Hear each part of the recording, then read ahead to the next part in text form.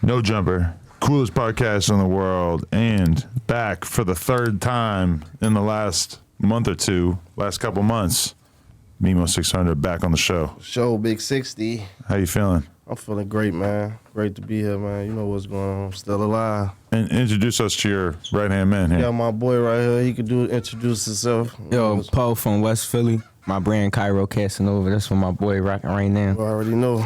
Brand new shit. I thought you were going to say that you were like his homie from the trenches. No. Yeah, I'm from the trenches too. You're a new Philly. friend? No, he from the that's trenches, my boy. but I'm from Philly. He's from Chicago, yeah. When you guys Different started, trenches. how do you guys know each other? Like networking and shit. And networking shit. How I met you.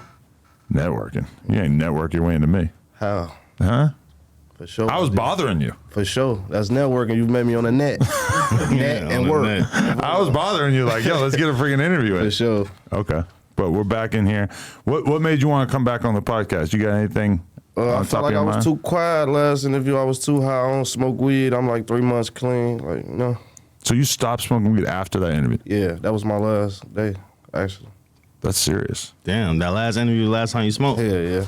Or Because then it was weird because you did an interview and then you came on with 600 Breezy. At his and- interview the next day. But then you were like talking significantly more in the interview with him, and people were kind of confused about that. Yeah. But it felt like having him there sort of helped you loosen up a little For bit. sure.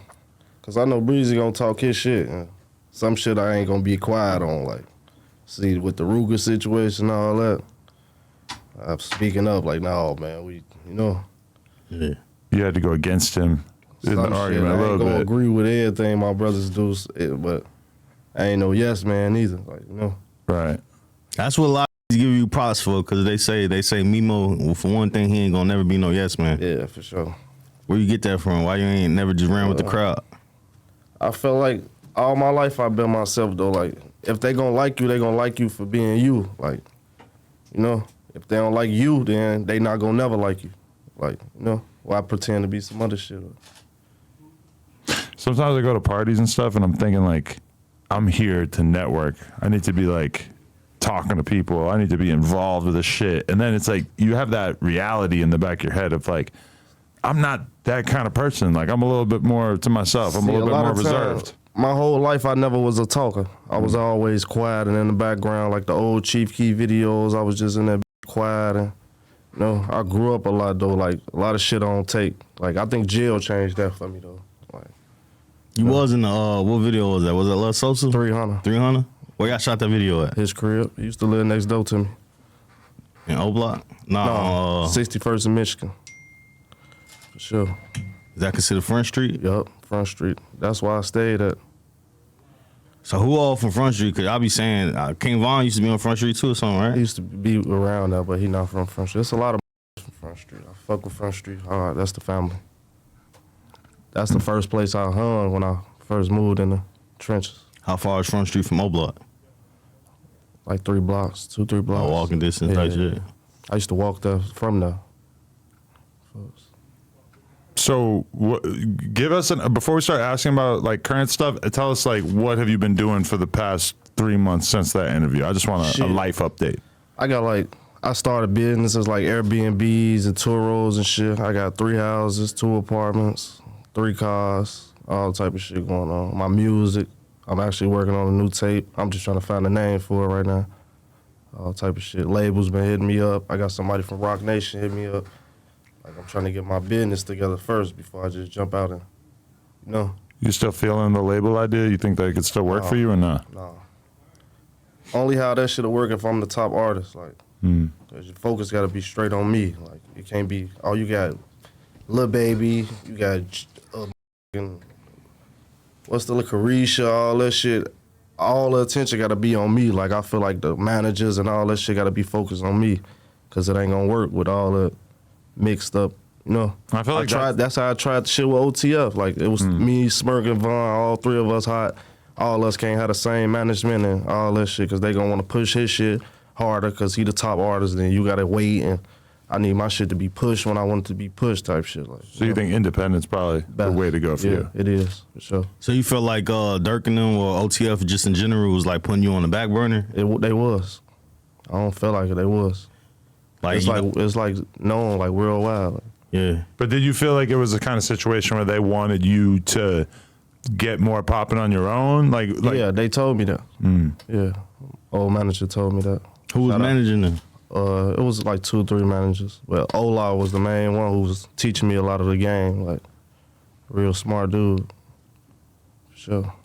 I feel like they wasn't really pushing Vaughn on the back burner though. He was like have Vaughn sitting next to him on interviews That's and all 'cause type he of was shit. telling me, Vaughn was telling me to get my own shit going. Like to leave OTF and do your own shit? Yeah. Not like leave them, but like still rep the brand and the family, but get your own shit going because you ain't gonna go too far up under somebody. I always been my own man though. Like, That's crazy for Vaughn to tell you that while he's under somebody though. yeah. No, he wasn't actually under him. He was just doing that because folks helped us a lot, so why would we leave, like, type shit. Vaughn was actually with Track, 100K management. But he was signed to OTF though, right? No. So Vaughn never signed to OTF? No. When me and Blow signed them papers, Smirk passed, he was like, he tried to pass him a paper. Vaughn told his ass, well, what you doing? Oh, I ain't signing that shit. really? So the song, still. hold on, I gotta look But and I make thought sure. it was like a joke.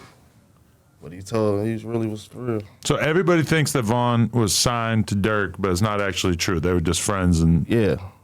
He just loved him, you know? That's brother, like, he helped us a lot, so we gonna rep that shit to the fullest. right. I mean, but don't you think in a situation like that, like obviously there's what happens with paperwork and everything like that, but I feel like Durk deserves his cut of whatever Yeah, Vaughn was that's why- making because he yeah. put him on 100%. That's why I said right? we rep that shit to the fullest on Steve. I was fresh in, frantic, happy to be hot, Smirk come. Smirk was the king of the trenches on the music, so me and Blow, we thirsty to sign that shit, and you know. Yeah, cause now that I'm looking, You ain't gotta tell me. his albums was never on You don't OTF. have to tell me, man. So who was his label? It says Forever. Forever, I don't know what Yeah. that is, but I just know what I know, what I told you. Damn, that's crazy. Cause I always thought he was like signed to Everybody did. OTF. Everybody did. So you said you jumped the gun and had signed first. You Yeah, and who? me and Blow, just Blow. Or so what about Buka? Buka signed him? I don't really know. I know Buka was under E-Day, a contract with E-Day. It was paperwork problems with that. So I don't think he could sign to him. Either had a label? Yeah, Team 600. Oh, word. Why y'all never signed to either? I did. That was the first contract I signed. Then how you get out of that situation? D-Thing came bought me out my contract. With either? Yep. Damn, so either wouldn't just let you out? Yeah, he would, but Yeah. Thing thought like, I ain't gonna come just take your artist. I'm gonna, you know, give you some shit to, you know. Thing a genuine person too. He was, you know. Who was the Team 600 distributor? Like it was a label by him, but It was E-Day, my homie Real that you was talking to, and F, famous. oh word. Yeah. Did you have to get out of your OTF contract, or was it just? Yeah, I had to. It wasn't no problem though. We agreed on like, cause that was my brother. Like, you know, it ain't like it's no random. Well, all right, we gonna take you to court to get out this cause you owe us this and owe us that. We came to agreement like this what it's gonna be. Ooh, you know. That's dope. So it wasn't no problem. That's what I loved about him too though. Like, he ain't take me through no problems when it came to that shit. Straight to it. Definitely. We had Big Mike on the podcast a couple days ago. Which Big Mike? Big Mike from Vaughn's Case. Block. Yeah. You knew him? No. You I got- knew of him. That's Wooski brother, right? Yeah. But that's like a different generation because he was around. No, I'm grown as hell. I just ain't hang with him. Everybody got their own crowds. Like, I know you saw the shit that happened on the internet with me and my peoples the other day. That's what it is. Like, we all got our own crowds. And certain crowds don't mix with certain crowds. Yeah, so who is Trigger though? Because all right, so for people don't know, you was online. Yeah. You and Trigger, I had some IG story posts. I think Trigger was responding back to you, right? Yeah. You have, He only responded because I responded first through the DM. but what initially started y'all little? I feel like a lot of niggas see you, like they feel like they been in this shit so long and they ain't getting the recognition that they need, and they see a nigga like you just come straight up and take right off. They feel some type of way. That's what I feel like it was. Like, On Trigger in? yeah, And who's Damo? that's his brother. All right.